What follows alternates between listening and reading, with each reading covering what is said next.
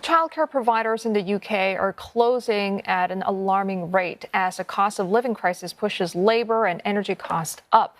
The country had some of the most expensive childcare in the world. The British government has just announced an additional $5 billion in funding, but campaigners say that does not go far enough, nor does it tackle some of the trickiest questions. Julia Chapman reports from London.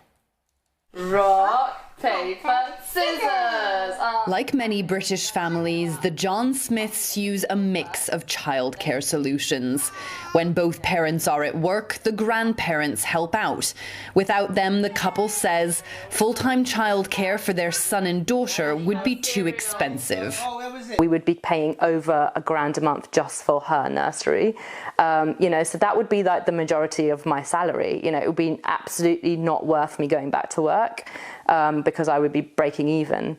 And then I'd also be losing out on the time with the kids.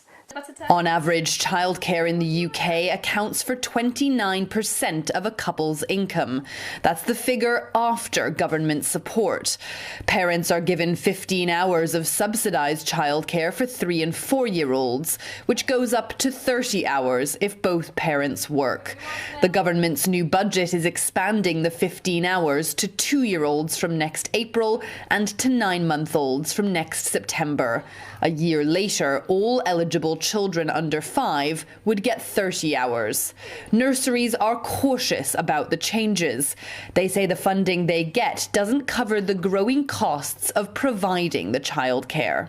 Our highest expense is the staff, but the total of staff, including our administrator, is something like, for all of us, and there's 7 of us, it's about 60 grand a year for all of us. Many childcare providers are leaving the profession.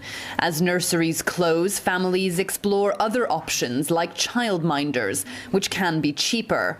Rachel Carroll saw a gap in the market and started a company to fill it. The core problem is a lack of supply. And in the case of what we do, home nursery, childminders, in about 20 years ago, there were almost 80,000 of these in the UK. Now there's only just over 20,000 of these. Critics say more is being done to generate demand than supply. The government's focus in its latest budget was getting people back into work. But experts say there isn't enough of an emphasis on the quality of childcare, and that comes down to the training and pay of those providing it. The government says it's aiming to get women back on the career track, and researchers point to an economic benefit of the added investment. And that's because we'd see this growth across our wider economy. So more women that aren't being pushed to drop out of the workforce, more skills and talent that are retained across our industries, across the UK. And then those parents are also obviously taxpayers. Childcare is expected to be a significant issue for voters in the next general election.